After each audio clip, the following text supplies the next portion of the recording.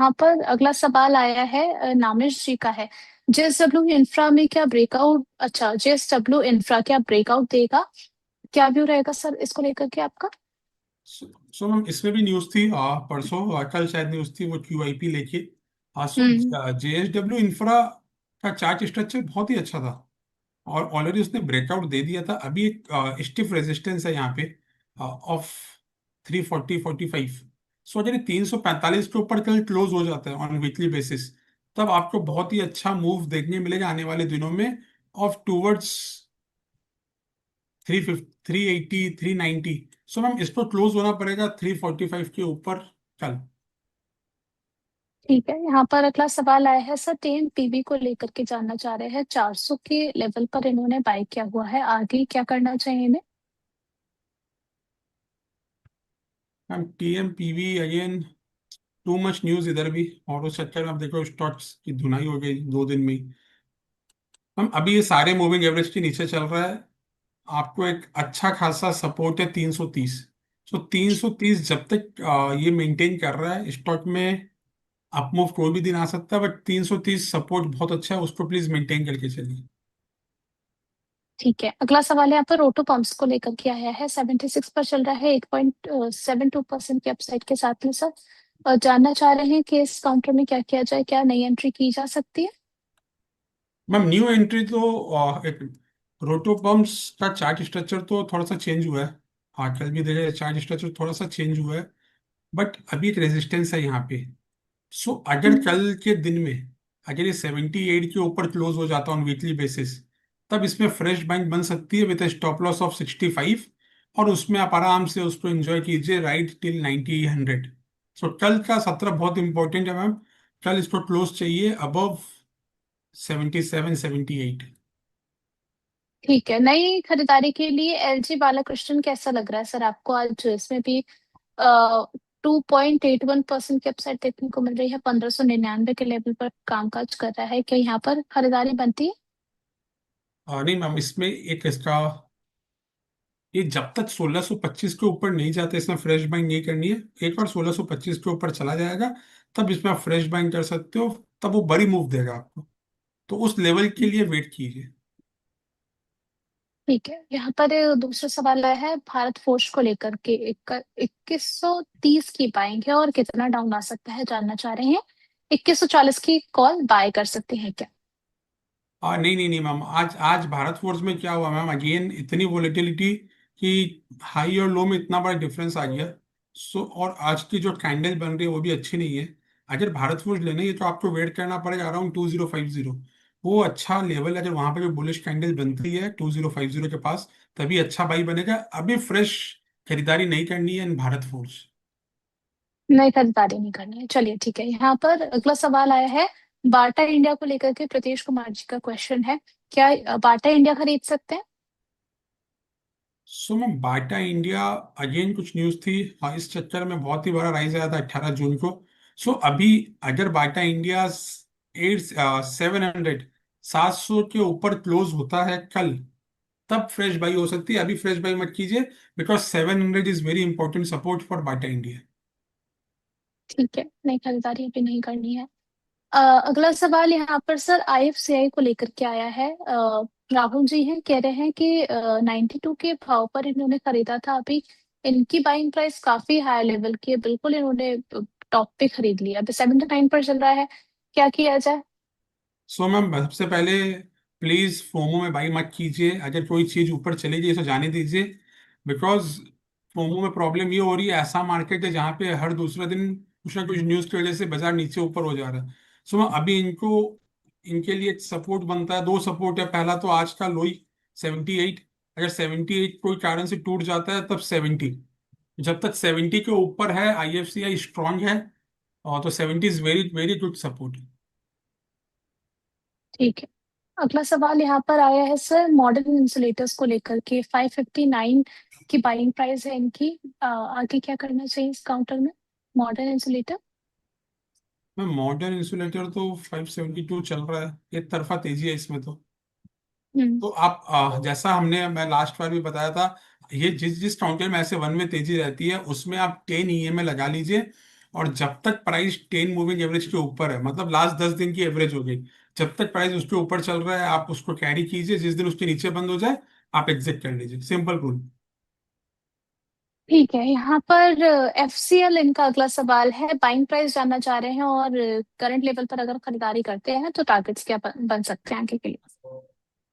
सो FCL का breakout भी कल के सत्र में देखने में मिला था, ब्रेकआउट दे रहा है, बट अगेन वो फेल हो गया है। सो मैम यहाँ पे अगर उनके पास नहीं है तब तो फ्रेश बाई नहीं करनी, अगर उनके पास है तो उनको स्टॉप लॉस मेंटेन करके चलना चाहिए ऑफ 36 रुपीज, और फिर बने रहिए। फ्रेश बाई के लिए आपको वेट करना ही पड़ेगा, जिस दिन भी ये 45 के ऊपर क्लोज हो जाए तभी फ्रेश बाई करनी है, उससे पहले फ्रेश बाई नहीं करना। ठीक है, अगला सवाल यहाँ पर आया है सर, अंबुजा सीमेंट को लेकर के 480 की इनकी बाइंग प्राइस है, यहाँ पर क्या इनको होल्ड करना चाहिए अपनी पोजीशन आगे। मैम अंबुजा सीमेंट काउंटर में कुछ आज हलचल है मैम, अब पता नहीं कुछ न्यूज़ होगी, इसलिए सारे सीमेंट आप देखो, अल्ट्रा सीमेंट, डालमिया, सब के सब अच्छे दिख रहे हैं। अंबुजा मैम जब तक ये 435 के ऊपर क्लोज नहीं होता मैं इसे बाई नहीं करूंगा, वंस 435 के ऊपर क्लोज होता है तब आप इसको बाई कीजिए, उससे पहले बाई मत कीजिए। ठीक है, अगला सवाल ललित सर यहाँ पर आया है, अंबुजा सीमेंट के अलावा विक्रांत सोलर को लेकर के 220 पर इन्होंने बाई किया है, आगे के लिए अपनी पोजीशन को क्या ये होल्ड करके चल सकते हैं, आपकी एडवाइस क्या रहेगी। मैम अगेन इसमें भी एक न्यूज़ आई थी, कोलकाता बेस्ड कंपनी है ये, सोलर का काम करती है, कुछ न्यूज़ थी, और न्यूज़ के बाद आप देखो कंटिन्यूस सेलिंग देखने मिल रही है। सो मैम अगर अभी इसमें तो ये बहुत ही बड़ा डाउनफॉल आया है, इसमें स्ट्रिक्ट स्टॉप लॉस है 175 का ऑन क्लोजिंग बेसिस, और हम्म। फ्रेश बाई तो इसमें अभी नहीं करनी है, जहां न्यूज आती है वहां से थोड़ा सा दूर रह के ही फायदा है। ठीक है, अगला सवाल यहाँ पर एचडीएफसी को लेकर के आया है कि नई खरीदारी कर सकते हैं कि एचडीएफसी बैंक में। एब्सोल्युटली मैम, हाँ हमने लास्ट टाइम जितने बार आपके साथ डिस्कस हुआ, लास्ट 2-3 बार यही बोला कि HDFC bank is ready to roar, तो हाथी बहुत दिन बाद जग रहा है। और आप हम्म। देखो बिकॉज ऑफ एचडीएफसी बैंक का जितना बड़ा मूव आ रहा है अपने बैंक निफ्टी में। सो अगर आज एचडीएफसी बैंक जिस दिन भी 800 के ऊपर क्लोज होगा, 800 के ऊपर जिस दिन भी क्लोज होगा, उसके बाद आप प्लीज बाई कीजिए एचडीएफसी बैंक को फॉर अ 5 to 10% मूव। ठीक है, एचडीएफसी बैंक को लेकर के काफी परेशानी चल रही थी, तो अब उनको भी जवाब मिल चुका है जिनके पास ऑलरेडी एचडीएफसी बैंक में पोजीशन है। मंजीत वर्मा जी का क्वेश्चन आया है पिरामल फार्मा को लेकर के, अगले 1 साल का इनका नजरिया है पिरामल फार्मा पर। क्या स्टॉक स्ट्रक्चर कह रहा है सर, क्या अगर नई भी खरीदारी करनी है तो 1 साल के लिए बेहतर है काउंटर। सो हम 1 साल के लिए तो पता नहीं, बिकॉज उसके लिए आपको बड़े चार्ट, थोड़ा सा फंडामेंटल जानना जरूरी है। सो जिस दिन भी ये वीकली बेसिस पे, अगर वीकली बेसिस पे 175 के ऊपर क्लोज हो जाता है तब इसमें बाई बनेगी, तब वो उसमें अच्छा अपसाइड देखने मिलेगा, जो जिस दिन जिस वीक भी ये 175 के ऊपर क्लोज हो तब इसमें अच्छी बाई बनेगी। चलिए ठीक है, अगला सवाल यहाँ पर शुभम जी का आया है, ई टू ई नेटवर्क को लेकर के 1500 शेयर है इनके पास में, 467 पर, अब ये इनका सीधा सा सवाल है, सोल्ड इट और होल्ड इट, आप किस तरफ जा रहे हैं। No no ma'am, E two E network शायद लास्ट दिन भी बात हुई थी, तो ma'am E two E network again बहुत ही न्यूज बेस्ड काउंटर है, बहुत ही न्यूज आती है इसमें। सो अभी आप इसमें स्टॉप लॉस से मेंटेन करके चलिए आराम से, ऑफ 20 मूविंग एवरेज जो कि आता है अराउंड अराउंड 330 रुपये। सो 330 के एवरेज के साथ में आप इसमें बने रहिए। चलिए ठीक है, यहाँ पर अगले सवाल की तरफ पढ़ लेते हैं। अगला सवाल आया है पटेल इंजीनियरिंग को लेकर के, अनीता जी कह रही हैं कि इन्होंने 34 पर बाय किया था, अभी आगे के लिए क्या स्ट्रैटेजी होनी चाहिए। सो मैम ये 36 रुपये से रेजिस्टेंस है, अगर ये 36 के ऊपर वीकली क्लोज देता है तो इसमें बहुत अच्छी मूव आ सकती है। अभी भी बने रहिए, ये आने वाले दिनों में अगर 36 के ऊपर क्लोज होता है तब आपको 41-43 के लेवल्स भी देख सकते हैं। सो उसमें बने रहिए, जिस दिन भी प्राइस आए ऊपर है तब आप निकलिए। ठीक है, अगला सवाल यहाँ पर टाटा टेक्नोलॉजीज को लेकर के है, 750 पर है, क्या करना चाहिए सर, शॉर्ट टर्म टारगेट जानना चाह रहे हैं इस काउंटर पर। मैम टाटा टेक्नोलॉजी का टारगेट से ज्यादा आपको स्टॉप लॉस जाना जरूरी है, तो 715 का स्टॉप लॉस मेंटेन करके चलिए। 770 जिस दिन भी 770 के ऊपर ये स्टॉक अगर जाता है आपको बहुत बड़ी मूव देखने मिलेगी ऑफ 850। सो इसमें बने रहिए विद 715 का स्टॉप लॉस। चलिए ठीक है। कृति गोयल जी कह रही हैं कि गुड लक का बता दीजिए मैम, कि 1600 से 1700 तक कब जाएगा। चलिए ठीक है, ललित जी से पूछ लेते हैं गुड लक के लिए ये टारगेट्स कब तक आते हुए नजर आ रहे हैं। सो मैम अगेन गुजरात के पास भी अच्छी अच्छी न्यूज आई है, वो डिफेंस में फोरे कर रहा है। सो इसमें आप बने रहिए, आप अपना स्टॉप लॉस एक मेंटेन करके चलिए ऑफ अराउंड 1300 का। 1300 के स्टॉप लॉस के साथ आप बने रहिए, इसमें आने वाले दिनों में इसमें अच्छी मूव आ सकती है, तो विथ 1300 के स्टॉप लॉस आप बने रहिए। चलिए ठीक है, फुल क्वेश्चन लिख लेते हैं अब इसी के साथ में, क्या रिजल्ट वहां से निकल करके आया है। सवाल था कि इनमें से आप सबसे ज्यादा बुलिश किस स्टॉक पर है, वेदांता, इंफोसिस, आईआरएफसी या फिर बीएससी।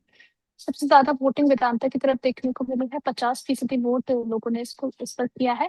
बीएससी की तरफ 28% वोटिंग देखने को मिली है, इन्फोसिस की तरफ 14% एंड आईआरएफसी की तरफ 8% वोटिंग की है। सर बुलिश किस तरफ है आप सबसे ज्यादा।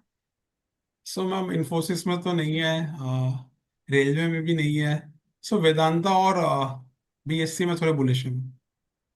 चलिए ठीक है, तो और मैम यहाँ इससे पर। पहले आप क्लोज करो, बैंक निफ्टी ने हमारा जो टारगेट 58,250 से 58,300 तो ऑलमोस्ट अचीव हो गया।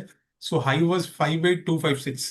सो बैंक निफ्टी सच में बहुत ही स्ट्रांग है। चलिए ठीक है।